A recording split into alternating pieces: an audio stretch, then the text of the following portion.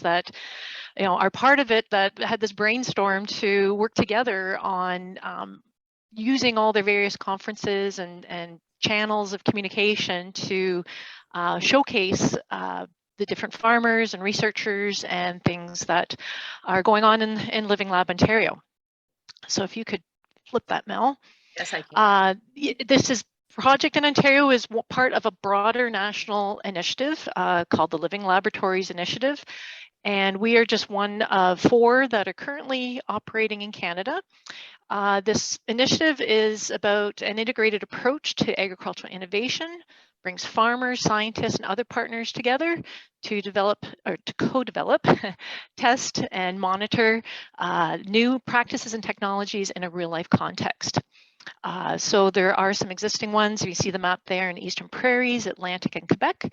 And in Ontario, we're focused in the Lake Erie Basin, the Lake Erie watershed, I guess you could say, and that's the outline there on the right.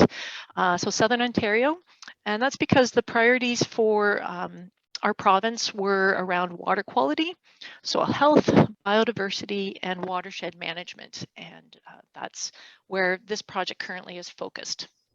Pop to the next one. All the living labs use these core principles as guiding them and sort of describe what a living lab is. So it's focused on the user, so it's user-centered innovation.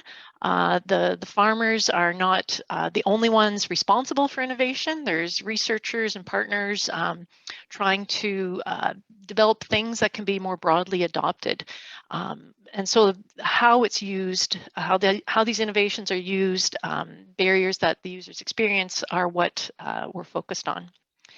We work in partnership, so there are several partnering organizations and science groups working on this to tackle a common issue, because usually these tricky issues can't be looked at from one perspective but need various disciplines. And a real life context in that we're working on real farms. We want to test these practices, innovations where the user is at. And so we're in various places across the Lake Erie Basin. Next one, Mel. So we're very fortunate to have 7 organizations working in collaboration, in addition to scientists from Agriculture, Agri-Food Canada and Environment and Climate Change Canada. The Ontario Soil Crop Improvement Association is collaborating and coordinating, I guess, all the organizations.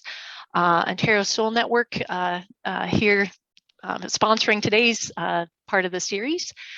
Innovative Farmers Association of Ontario, Ecological Farmers Association of Ontario, and 3 conservation authorities, Upper Thames River, Lower Thames, as well as Essex Region Conservation Authorities.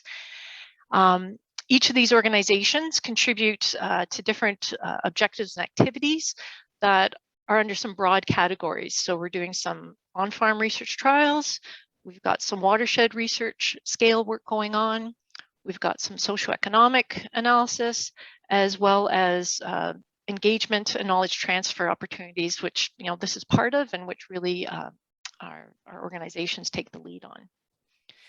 And it's the next one, Mel. But these are the guys we really rely on, I guess, for being in the real life context, our farmer collaborators. And they're all focused, and our living lab is focused around testing innovations that are trying to maintain continuous cover and reduce tillage. We were fortunate already to have one of the speaker series with ecological farmers back in December, where Greg Vermeesh and Brett Israel talked about their experience with relay and double cropping small grains and soybeans. Henry Denaters, he spoke this morning already, working down in Essex, has been looking at water quality on his farm. Ken Lang with Ecological Farmers has been looking at reduced tillage and covering organic vegetable systems. Mike Groot with IFAO is doing some rotational grazing in amongst his annual cropping rotation, and Woody Van Arkel looking at perennial covers in field crops. So today we're going to be talking to the researcher coordinators working with these folks and about on-farm research, but hopefully if you want to join in some of the other sessions, you'll hear from these other speakers and experiences they're having. And I think that's all I was going to say, Mel. If turn it back to you. That was so much better than I would have done. Thank you so much, Pam. You're welcome. Yeah, no, and I'm working as well with Innovative Farmers, working more with Greg, Mike, and Woody, and it's been so fun. Just some interesting projects, and we're going to talk about them today.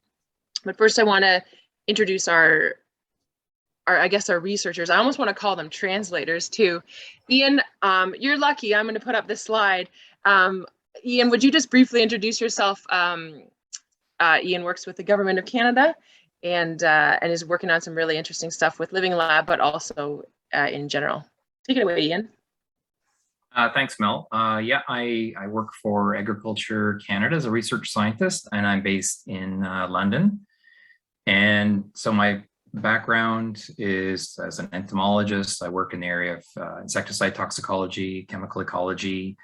Some of the things I've been involved with over the years, including monitoring for resistance in pest populations, studying insect-plant interactions, working on new biopesticides. Some of the projects I'm currently involved with include resistance management of potato beetles, spider mite populations, looking at new ways to control wireworms, and of course the Living Labs project. So I can go on if you want more, or well, we'll have plenty of time to go on. Okay. I want to introduce Andy Van next, if you could. Andy is an agronomist, lives near Stayner, and also a farmer, and he's identifying as a researcher today. So I'm going to spotlight you for everyone, Andy. Is there an RF that? Well, yeah, no, you got to be a T. You gotta. There you go. A few more words about you, Andy. Yes, I live and farm, as you said, live and farm in Stayner, Ontario, Simcoe County, a little far away from the Lake Erie Basin, but we still employ a lot of similar practices of soil conservation. I'm a certified crop advisor and a professional agrologist, and so I run that business out of my farming office here. And about maybe 2008, I started into a partnership with Professor Emeritus at University of Guelph, where we started doing on-farm research trials for different companies to bring new products into the Ontario market. Before it was we needed third-party data to get so that they could get that product into the Ontario, but of late it's been a lot of marketing trials, third-party information that is required when they go to market some of these products. So a lot of small plot randomized trials that we've done. Our latest one this particular year was done on mycorrhizal fungi, and so that was kind of interesting. So yeah, so kind of interesting. Yeah. Thanks, Andy. Okay. And last on our panel, but not least, is Sarah Larson. Is the research director with Ecological Farmers of Ontario, and also farms, so also goes both ways. Sarah, just a more brief introduction of yourself. Yeah, hi everyone. I'm Sarah. I'm the research director with EFAO. I am also a soil ecologist, so that's my research training, more specifically a soil microbial ecologist. So I worked on bacteria and fungi in the agricultural soils in Iowa, and then moved back to Ontario and started to farm. Oh, excuse me, my pings. Turn off your phones, everyone. I know, but it should be off. Moved back to Ontario and started farming, and also helped EFAO launch their farmer-led research program in 2016. And since then, I've had the incredible pleasure of supporting farmers in answering their curiosities, their challenges, and innovating more efficiently through the farmer-led research program. And on the call today, I've worked with Tony and Christine and Norm on their farmer-led research projects, which yeah, which is just, I feel like I have one of the best jobs in the world because I get to help farmers geek out and be curious about their farming questions while I learn so much about farming. So yeah, I'm excited about today's panel. Thanks for having me. We're so happy you're here. So yeah, this will just be a discussion. I'd love to hear from each of you, like what first sparked your interest in research? Like, was there a project that you worked on that you're like, aha, that's interesting? Anyone have a story they'd want to share? I'll have one, Mel. It wasn't when I first started into research, but it was during, and it actually was my aha moment about going down the soil microbiology and soil health. That's what started everything. We were doing a project for a company out of South America, and it was phosphorus solubilizing bacteria. And so we had set it up so that we would have just this particular product as an in-furrow treatment. And then we had 100 pounds of MAP, and then we had both the solubilizing bacteria plus the 100 pounds of MAP, and then we had a control with nothing. And we specifically chose a farm with very, very low phosphorus levels, like 7 parts per million, so that we could see to really determine what was going on. Now, and I don't remember all the certainly the phosphorus or the MAP and the other products made a difference. But what really struck me there was our control with nothing still yielded 190 bushels of corn, which it shouldn't deliver 190 bushels of corn with 7 parts per million of phosphorus. So that's kind of what led me my aha moment that chemical analysis is one. It's an indicator, but it's not the whole indicator productivity of the soil. And so that's what kind of twigged me on to there's more to life than chemical analysis.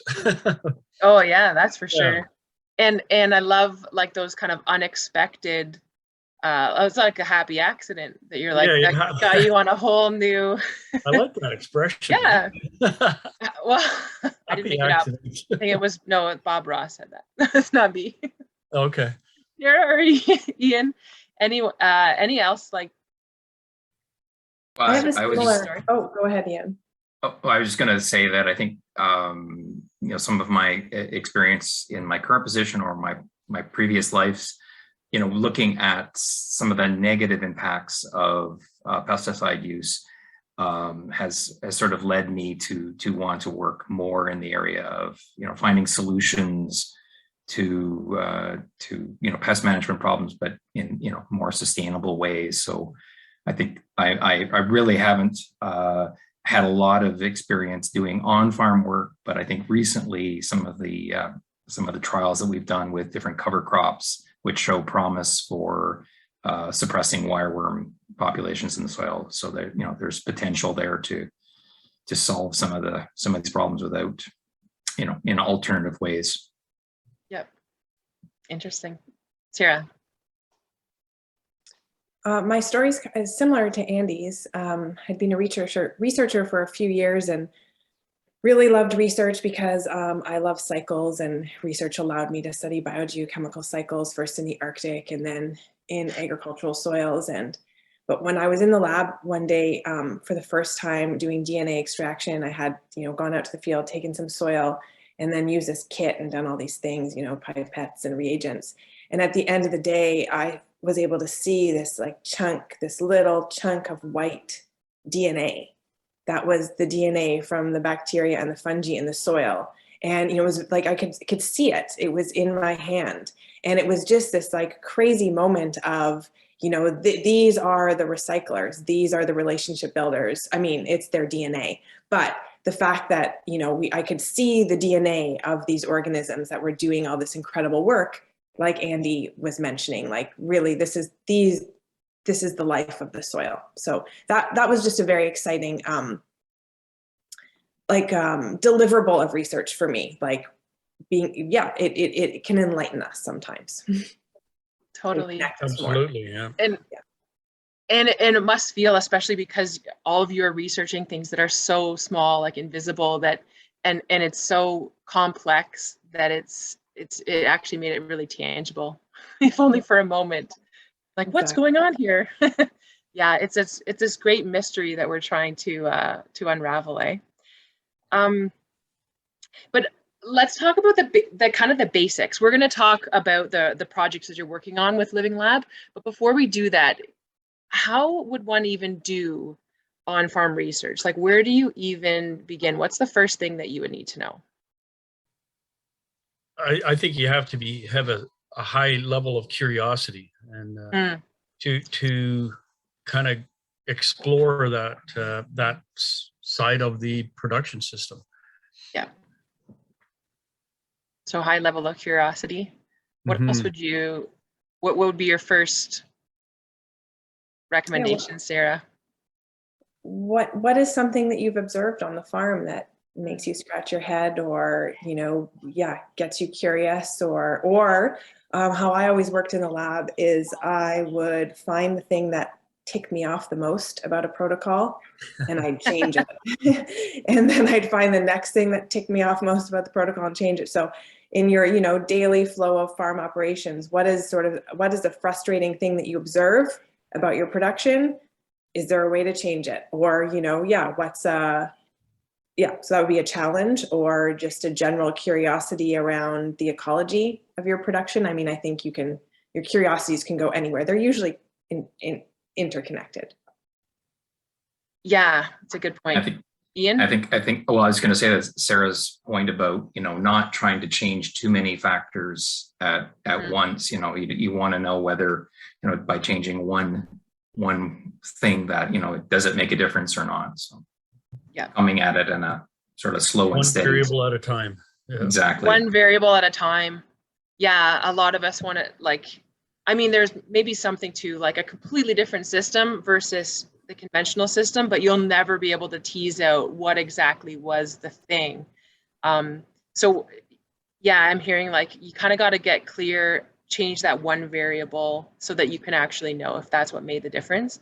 But there's a lot of variables on a farm, especially I bet it's really different in a lab, Ian or Sarah, when you can actually manage everything. How do you do that on a farm to change only one variable at a time? You can also compare systems. You just have to be really clear that that's what you're comparing.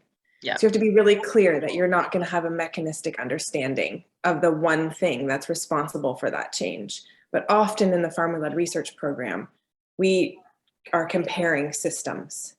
And I think that comparing systems is very compatible with on-farm research. And then a researcher like Ian can take that question and dive into it mechanistically, or a researcher like Laura can dive into the mechanistic questions in a different context, or a more controlled context. But you just have to be really clear about what you're comparing and what that will answer for you. Yeah, and then the usual scientific method, the approach that we take, whether it's in the lab or the field, is to have a design, experimental design, where we've randomized our setup so that we can make sure that take any of the other variables that may come into play, and at least have those across a field. We're taking all of that into consideration. So randomizing is a way of trying to mitigate the rest of the variability. What are the other variabilities? Like soil type even can vary from one side of a field to the other. Yes. What else is there for variability? Slope and drainage. Drainage. You have to take that into account as well. Yeah. Year to year, your result is really only valid for that year, unfortunately. Testing things over years, even across the season, sometimes we'll design trials where it's replicated over time, so it's instead of that is a form of replication as well. And that is a form of replication that's really powerful. So you can say, oh, I got the same results when I planted my succession of lettuce in the spring and throughout the season into the fall. Okay, that's powerful.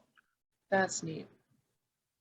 Well, and knowing the history of the field, like if there used to be a pasture there on the one side, and then like you're already just setting it up for like a little bit of a bias. It's usually not like intentional. Shade if you have shelter belts. Shade, shelter. Yeah. So getting clear on the variables or the systems you want to compare, and then as much as you can, the variables that you don't want to compare, so you can try to understand them and control them. It's a lot. That is a lot. But it's doable. Just have to be thoughtful about it. Just have to be thoughtful about it, yeah. What about plot size? A lot of people ask, like, how big does it have to be? Any thoughts on that? Depends on the size of your combine. Yeah, okay. Yeah, one of the things that that's the final answer. Well, one of the things, the methods that I had done several times, if I'm trying to test out a product, as a farmer, we would let's take a fungicide and a nutrition product. Let's take that as an example. You want to find out whether the nutrition product works. So you load up your sprayer, and RTK systems help with that a lot, because we did the outside rounds, and then he'd leave a space and then do every other pass with his just as on his sprayer, and then we figured out how much acreage was left, and then we put in the right amount of nutrition product in there, and then finished off the rest of the field. So we got the fungicide on everything what we wanted to, but then we only tested out the nutritional product on certain on the in-between runs. So simple way of doing stuff. Just and then you've got the whole field in replication. Yeah, that's a good point. Ian, from a researcher's perspective, is there like a size that it has to be to? Yeah, I mean, I think from perspective of studying some of the soil invertebrates, soil insects that we are interested in, having a fairly large plot to sort of minimize the edge effect, because we want to be able to sample within sort of the center of a plot and not worry about the movement between treatment plots. So there is sort of a minimum size requirement for that, but of course we have the considerations as Andy mentioned about the equipment that's putting in the treatments and all that comes into play. So there's a little bit of give and take that has to happen. Yep. And I know Mike Groot's plot that we'll talk about is it's the size of a sprayer, like the width of a sprayer, and that's what had to determine it. Like basically it's your widest thing you got to get in there and try to like reverse engineer how you're going to set the rest of it up.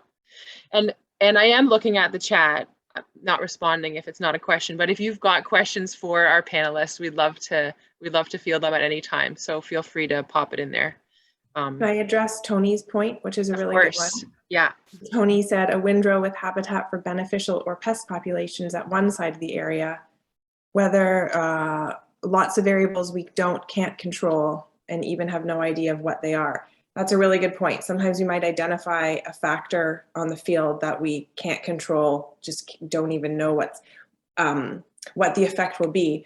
And you can often set up your replicates so that all replicates are affected by that. Yeah. In the same way, right? And anyway, it's still good to be aware of that and even say, we have no idea how this is going to affect things. But you can oftentimes set up your replication to at least partially account for that. I think, trying to be just aware, intentional about as many things as possible when designing a trial is important. And then Gord made another great point, is replicating across farms. which is, so there's many ways to replicate. You can replicate in the field, like Andy was talking about. You can replicate across the season, like I mentioned. You can replicate across years and across farms. It gets trickier. Maybe some trickier stats have to be applied, but yeah, there's lots of ways of doing it. And networks like this can allow us to set up replicates across farms pretty nicely. Mm-hmm. Yeah, and like slopes too, right? Like Andy said, is we know that soil can migrate down to the bottom of the slope, so don't set it up for the knoll versus the low spot. Is actually go up and down the slope.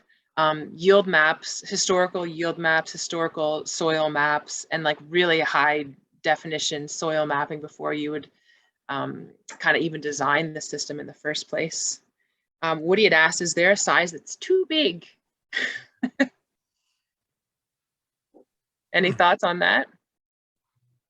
And if there's a philosophical question, I think I saw one from Keith Reed. We'll discuss that later too. I think too big would be, depends on your measurement. You know, how are you going to be able to handle a measurement from that area, or are you sort of wasting trial space? I don't know if others have thoughts. Yeah. So you could have a large, field size plot, but you probably would end up, subsampling within that. You wouldn't be able to suggest, cover the whole. Yeah. You could divide it up into quadrants and then just randomly select which ones you're going to sample from. Yeah. Yeah. To that end, though, Ian, would you predetermine your sampling areas before you did that sort of? I'm just thinking about when I did that split application there, where like there's parts of that field that I wouldn't trust the efficacy of that sort of areas, just because of slope and everything and that type of thing. So you should really determine, well, what is the most homogeneous area in there for comparison. So as much as you can. As much as you can, sure. Yeah. Okay. Yeah. And the other answer to like how big, because we talked about, especially if you're on the cutting edge and you're doing something that could we didn't call it failure last week we called it unexpected outcome that may not result in any yield or profit. So be sure that what your trial is manageable, not only from like a management standpoint, but also from a financial standpoint. Like, don't put a whole field into something that could be, obviously I don't need to tell farmers that, but sometimes researchers might need to remember when you're working with farmers that penciling it out has always got to be a part of that. Yeah, I'd like to respond to that, and I want to combine that with Jim McCollum's comment there in the chat. There, it says, change everything at once, and I don't want to feel that remorse when it works out so good that I wish I had done the whole field. Yeah. And so tough. Point, Jim. But I always recommend, and Jim and I have similar philosophies on this. You should you usually learn in the extremes, and so when you test out something, really push hard on something. And I think you should always have a major screw up every year on your farming operation. Make as many mistakes as you think you need to. And but only do it on small acres, and so it doesn't break the bank. But you learn in those extremes. You really do learn in those extremes, for better, for worse. But so that's a response to Jim that I would like. Yeah, and it's all. And when you see it as learning, you can't call it a failure. You learn something. Yeah. Yeah. Unless you go broke, then it's a failure. Yeah. There was, and Dan had a comment in there, but I'd love to hear from Dan after. Dan Dan works with some precision tools and some big data. So doing blocks like just different planting rates, different fertilizer rates is something they could do prescription, and just like tons of different variability across the field. You don't need to flag anything, you know? So I'd love to talk with Dan after this about how you do that too. But what about, the other thing is, okay, what can you even measure in a year? Like we're all like, I want to see if this improves soil. Like, how much realistically can you measure in a year? And if not like the revolution, what could you measure in a year? What do you guys think? Yield. Yield. Profitability. Yeah. Profitability. Yeah. We do have a trial. It's ongoing, but it's looking at regenerating. Eric Barnhorst is looking at how to regenerate fallow fields to prep them for organic veg production. So getting them in shape to be, high asset for the farm. And he is seeing a difference in his treatments with and without cover crops via active carbon in a single growing season, which prized me. So a soil health benefit in a single season. Yeah, he has 5 replicates though. So he has some statistical power. Yeah. And I think that's relatively rare to see that, because you have to have the right design to be able to discern that difference statistically. Yeah, I even think so in some of the trials that have been set up, Ken Lang had a trial. He tested 5 different winter-killed cover crops across 5 replicated blocks, and to see which would be better for no-till planting spring grain the following year. And he did see yield differences, but what he also saw was he's able to just observe erosion differences. So he didn't measure erosion, but because he had these replicated blocks, he could observe how the soil was moving in the spring in these different cover crops. So I think there are some things you can actually measure and quantify, and then there are also qualitative assessments as well. I mean, this answer could go on. So yeah, we could talk forever, but yeah. Any other thoughts on that? Yeah, just to echo what Sarah said, I think we were expecting with the cover crops we were trialing this year that we would see some changes in the nutrient level, especially close to the surface where we were mulching the biomass into the soil. What we didn't know was, within a year, would we see any significant changes in the invertebrate community? But that was the question we were asking. Ideally, the project will go longer than 1 year, but yeah. And I love the idea in holistic management when you're looking for leading and lagging factors. Are there some early detection that you're in the right or wrong direction? Would be interesting to know for every different kind of plot. Andy, was there anything else? Also, I want to dive into what actual projects you were working on. Yeah, so I actually missed your question there, but we've talked about it before, so I kind of So some of the things that we've been doing it with let's start off with Woody's there. Okay. So Woody was able to basically, he felt comfortable sacrificing this triangle field for the sake of research, and so for him it was just kind of simple. We just did at least 2 comparisons. Woody's exploring perennial cover in his fields, and where white clover, subterranean clover, and you'll see he's got 2 replicates there, and then compared to no cover in different areas. It's not exactly all the same, but we can replicate it from that regard. So this year Woody planted strip-tilled strip tilled the corn in between the different replications there. So the whole thing was, in my opinion, and I think Woody would agree that it was a success.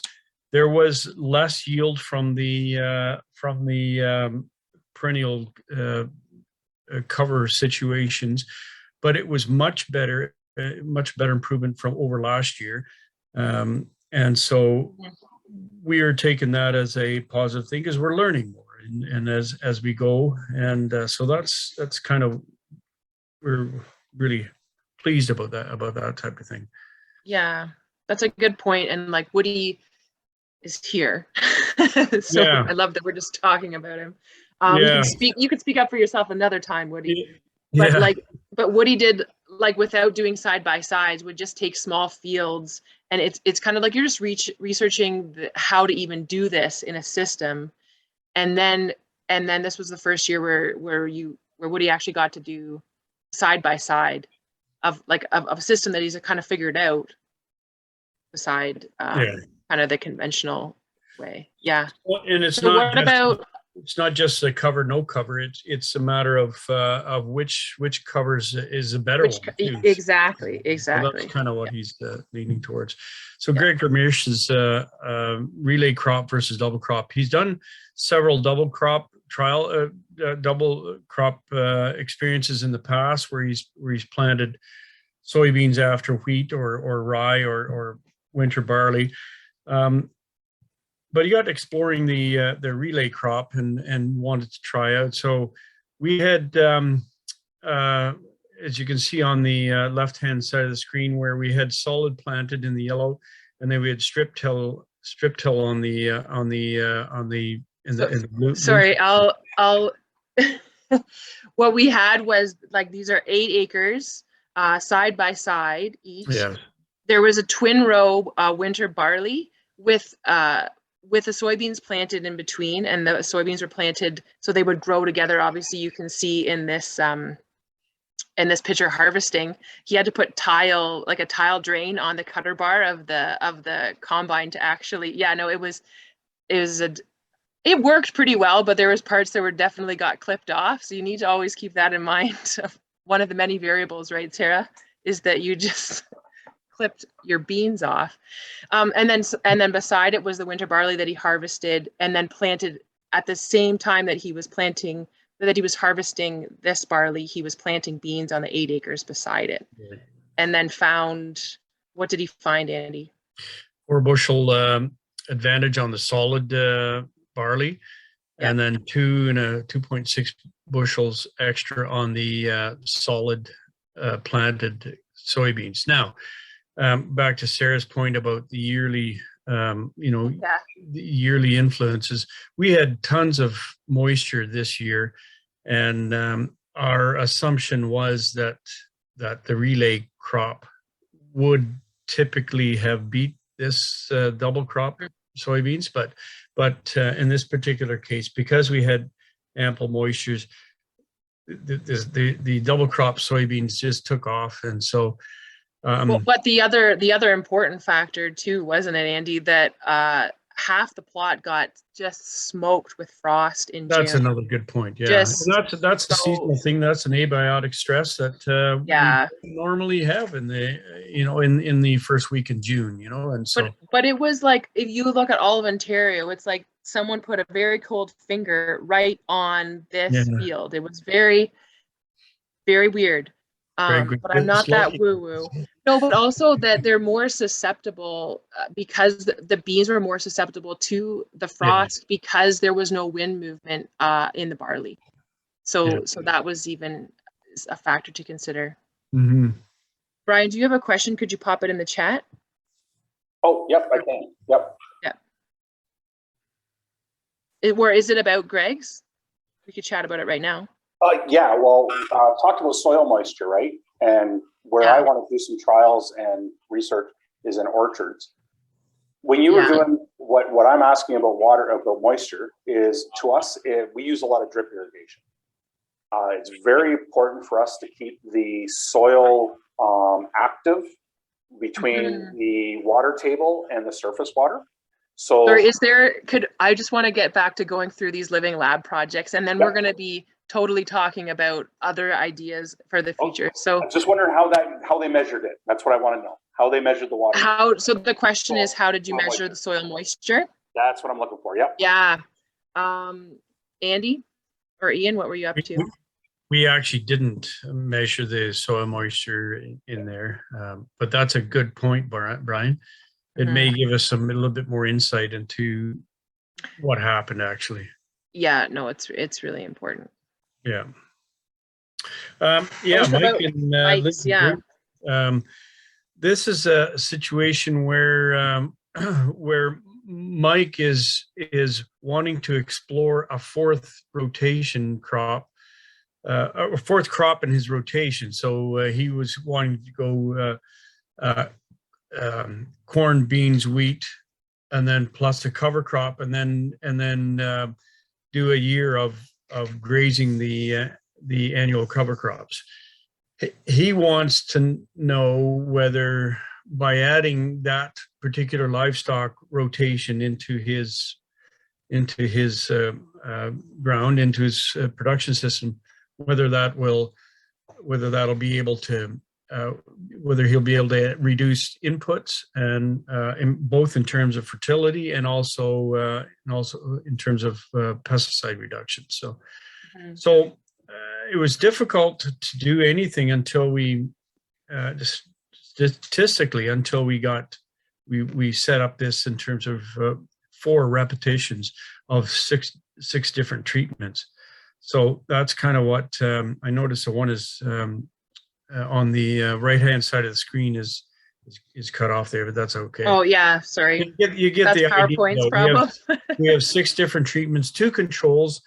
One with a corn and beans, corn and beans, corn and beans. The other one is a typical rotation of corn, beans, wheat as a rotation, and then he's got. Then we have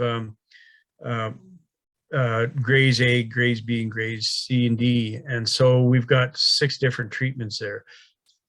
Fairly complicated in that regard. But Mike set it up so that he wanted these crazy strips there. So his sprayer is 80 feet wide, and his planter is 20 feet wide. So he just does 4 passes on each strip, and it's easy for him to do it in that regard. So that's kind of how we've set up. So we can do a lot of statistical replication on this particular one. But that's one of the things that Natalie and I worked on in terms of designing this rotation in there, and this.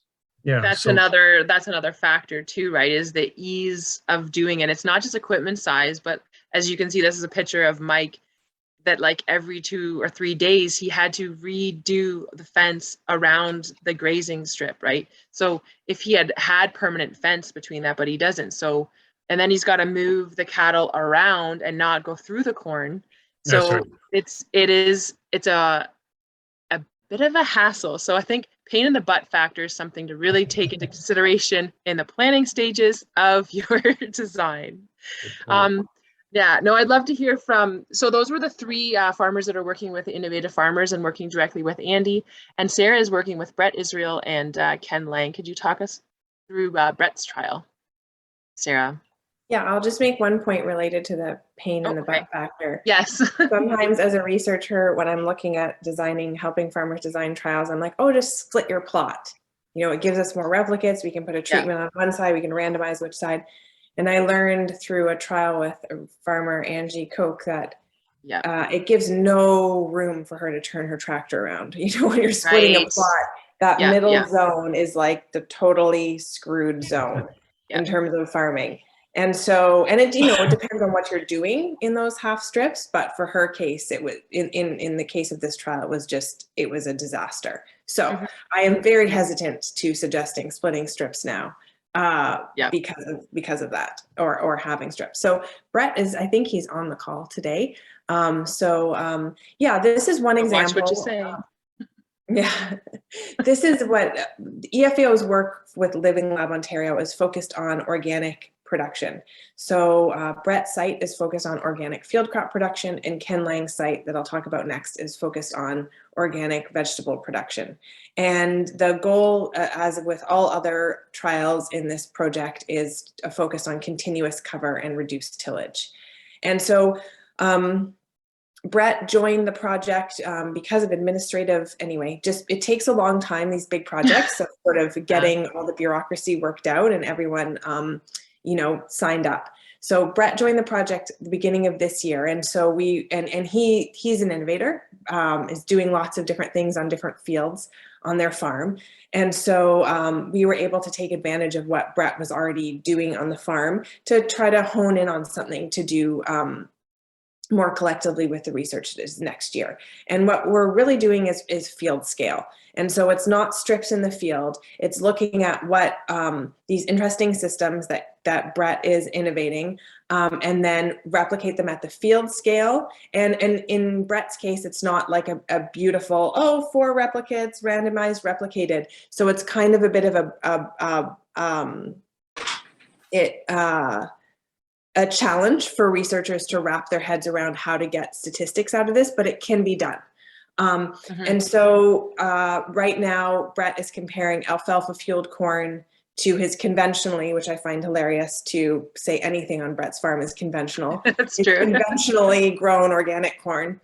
Yeah. And the idea here is to fertilize corn with only alfalfa that is planted the year before. So this is also, this speaks to, especially I think in organic systems and actually all innovative systems that involve cover crops, it speaks to the fact that there is a setup time for a lot of these trials. Yeah. You know, you're not just entering the field in April and saying, okay, plot A, plot B, let's go for it.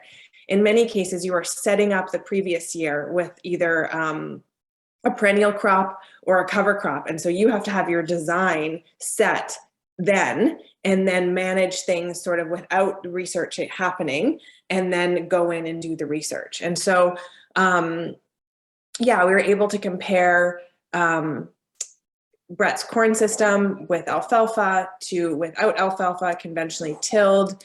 And you know what Brett found in lots of learning in that alfalfa fueled corn field, but the part of that field where he went in and was able to tweak management even more by making sure the alfalfa died off properly, he was able to get over 200 bushels per acre of organic corn this year. Huge. And then another comparison or another system that we were comparing this year to see how to move forward with next year is double cropping soybeans, organic soybeans. And this was a double crop of soybeans after winter barley, as well as after a few ways of growing cereal rye, the most promising being a harvested rye. And again, he found for the double cropped winter barley, found very acceptable yields of both soy and winter barley, making that, so maybe not off the charts yields for the beans, but considering that barley had already come off of that field, a profitable field altogether. And then also found an interesting system for harvesting his rye, feeding that to pigs, and then coming in and planting soy. And again, had, record-breaking soy yields for that field.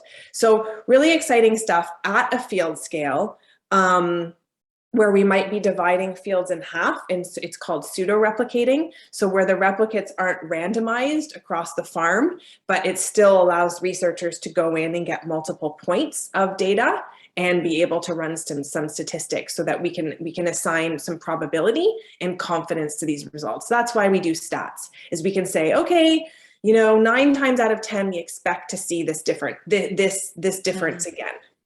Or only half the time do we expect to see this difference again. So we're not really sure that it's a real difference. Yeah. That's why we want replicates. Or pseudo-replicates.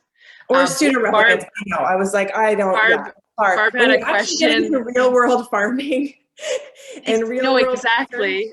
It's, you have to get creative. And I think that's a really fun job of my job, is almost like breaking down everything I learned in grad school and getting real about it. And, yeah, we'll talk about that in a bit of that kind of colliding of two worlds almost, the Yes. practical and the research.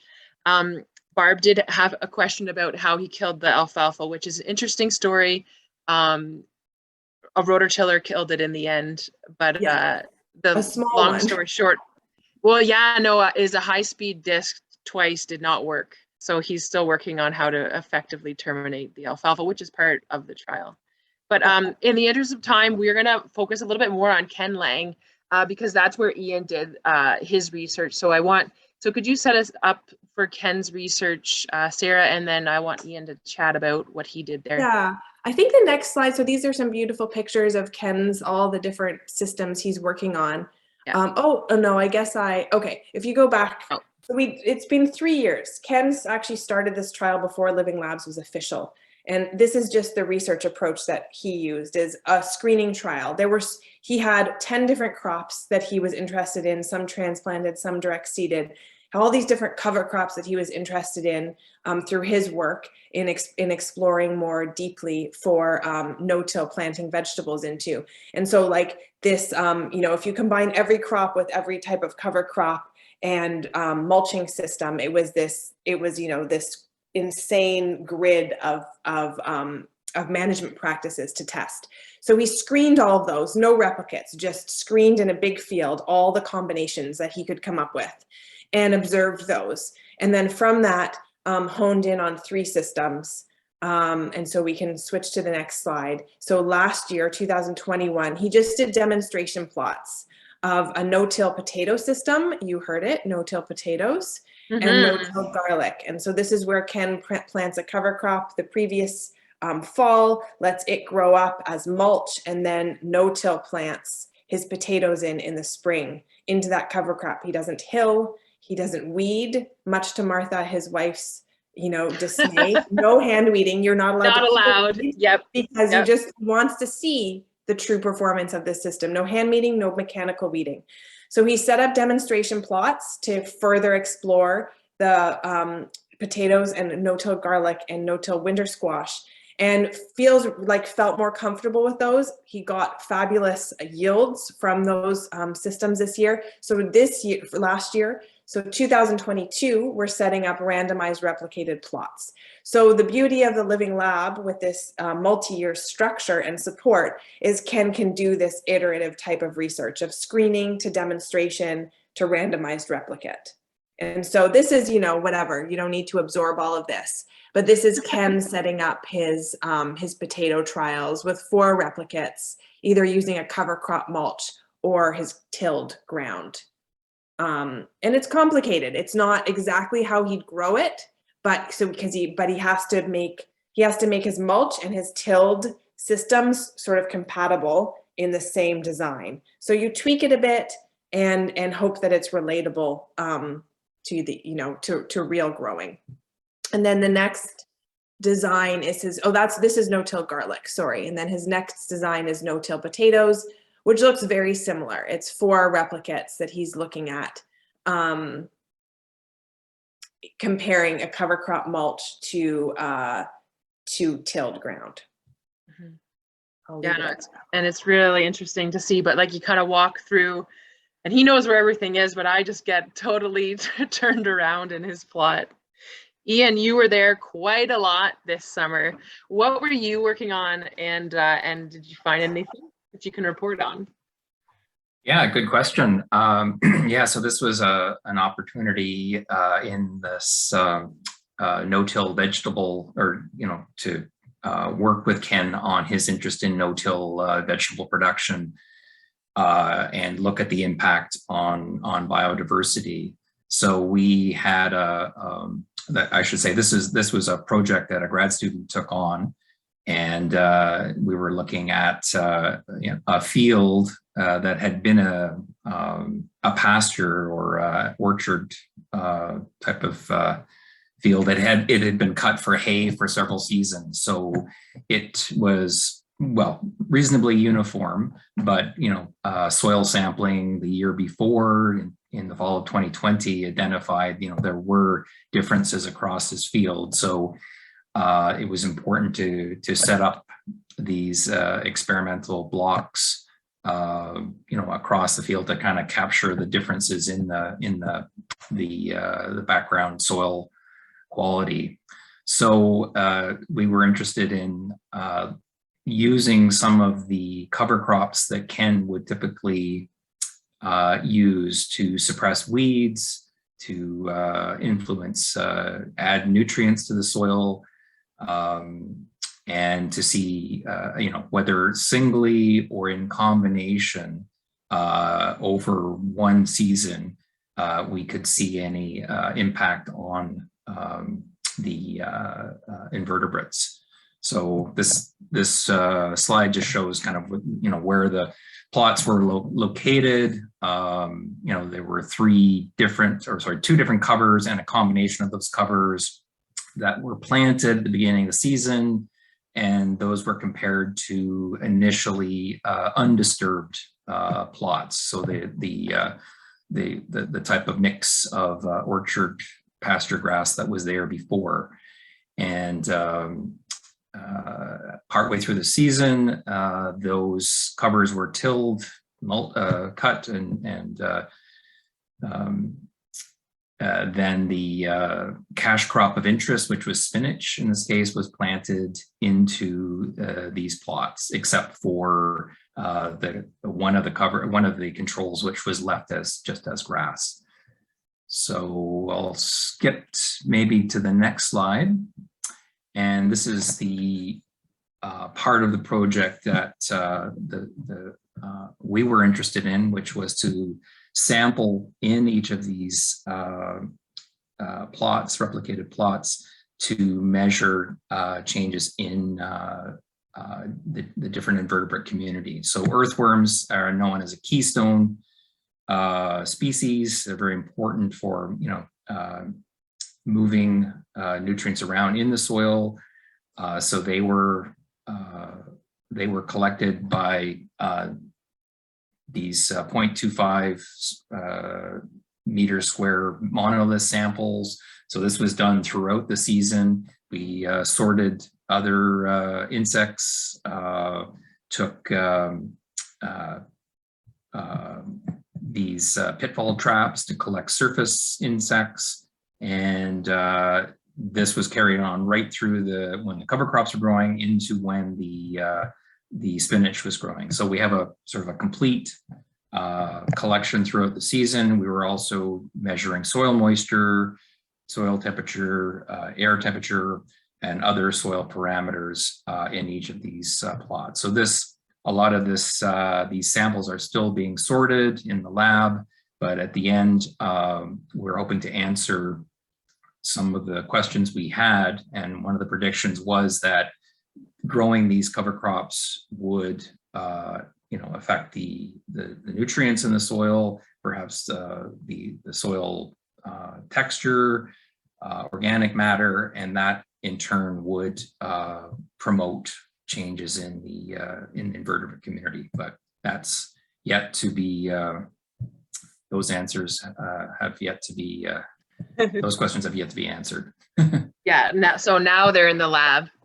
Exactly. I was there a few times this summer. What you didn't capture was just like the smell of sunscreen, everyone hiding under the tent to try not to get sunburn. You were there like long days getting those, like with tweezers, going through every little gram of soil and pulling out. Like that's not dedication.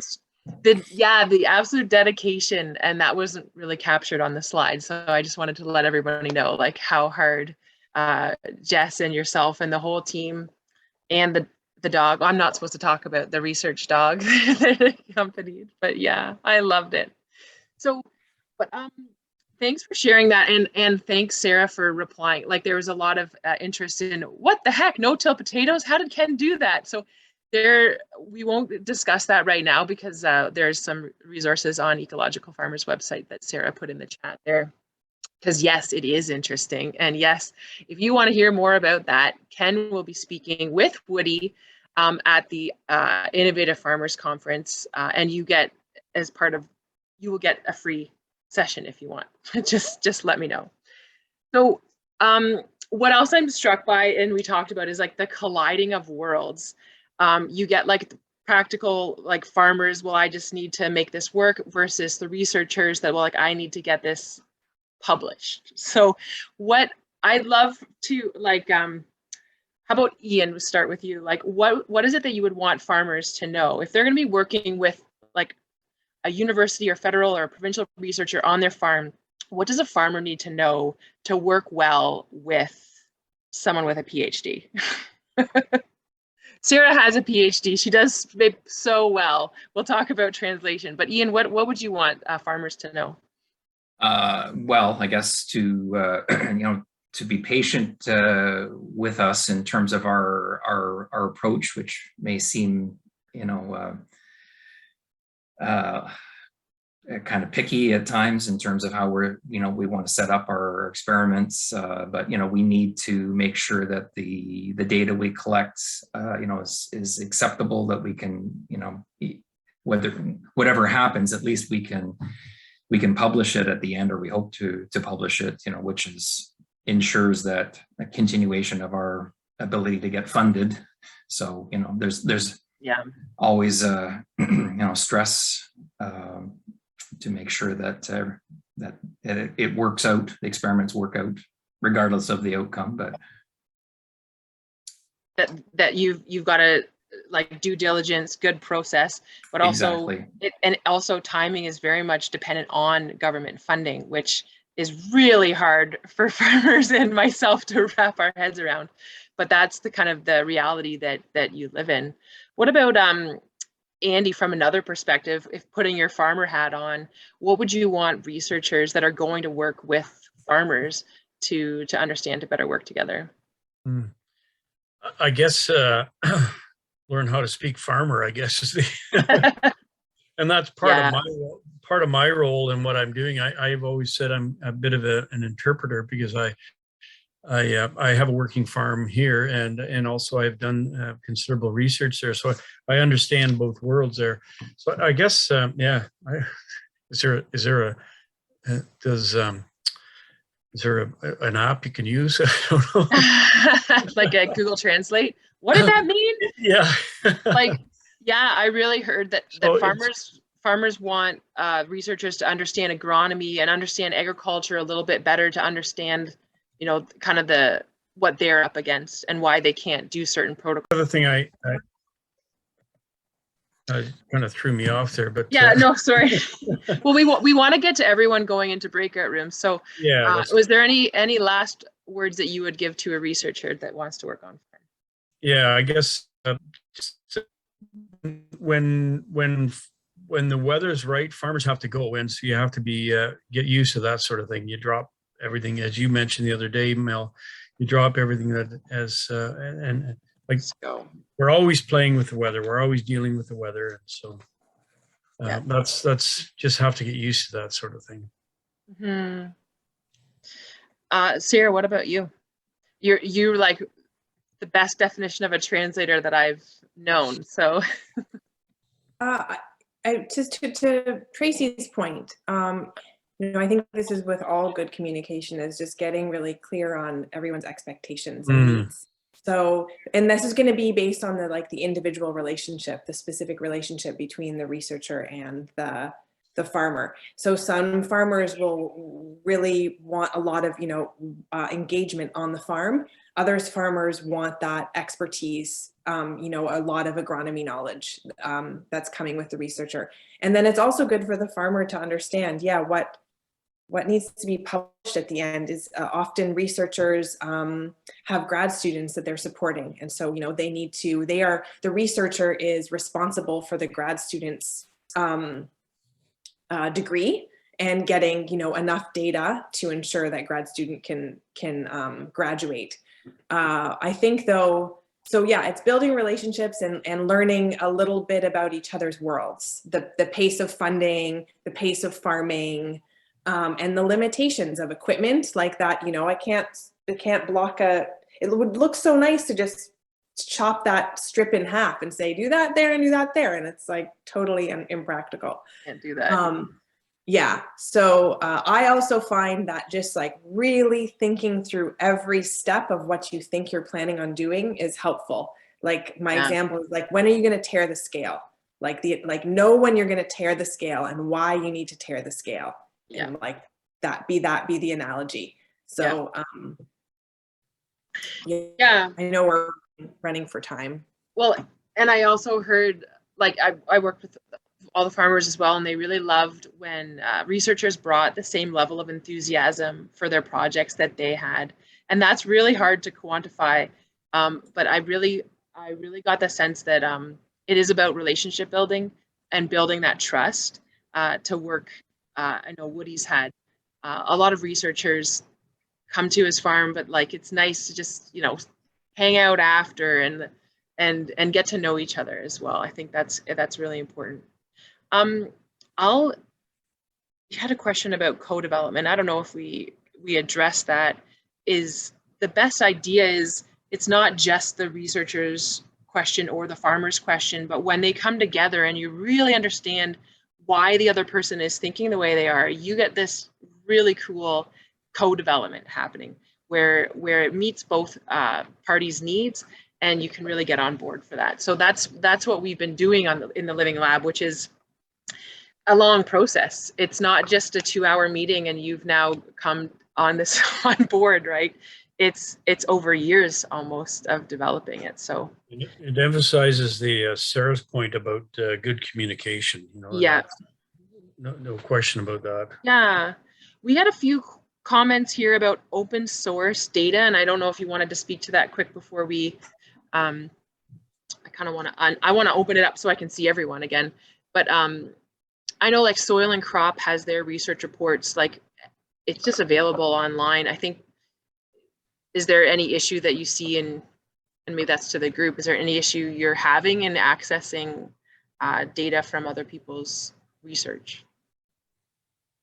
And Ian, like, is there ever, like, until it's published, you don't want to share what you're doing at all, right? Is there an issue to that? Well, I think, as soon as we have the opportunity to present any results, even if they're preliminary at industry grower meetings, producer meetings, we're encouraged to do that. Yeah. We get contacted by the media often to provide,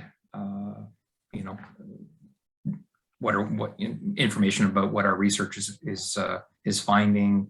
So, we can provide some information that way. But yeah, the end goal is to publish in open access journals as much as possible, so that everything that's out there. Yeah. And Keith Reed has a point here. To the farmers, nothing is more disheartening than finding out the combine already went through or some treatment was applied, or you didn't keep good records of when it went on or how. Like, working with a researcher means you are amping up your data collection game and communication game as well. It's like a constant kind of back and forth. I don't know if anyone. It's now kind of like a free-for-all for the next few minutes before I send you off into, not a free-for-all, into breakout rooms where you can talk about your own sorts of research. I'm wondering, Alan Willits, are you still here? Can I make one comment, Mel, yes, related of course. to what you just said? So even when you're not, so Living Lab is very specific because it's co-development and the researchers are here, have their questions, farmers have their questions. For farmer-led research, where it's really just about the farmer's questions, you're ramping up your data collection and your communication for you. And so a lot of farmers say after coming through EFO's farmer-led research program is like, wow, this was great. I've tried to answer this question for the past 3 years, but I always let it slip. Yeah. I'm engaged in the program, I'm now accountable to myself, really, right? The farmer becomes accountable to themselves for this question. Yeah. But it does require, yes, making a commitment to data collection and observation and taking photos and answering a few more emails. and emails and yeah. No, it's not so much emails, text messages. I just assume. Yeah. Yeah. And in case people like, yeah. Alan, where are you? I'm here. There you are. Well, before I get to that, Dan, do you have a few comments on, like, working with wood drills, working with some very nice equipment. What sort of trials are you running in blocks, and how does that work? And have you learned anything, just briefly? Yeah, it's maybe more of a general comment on trial design in general, right? So we're all trying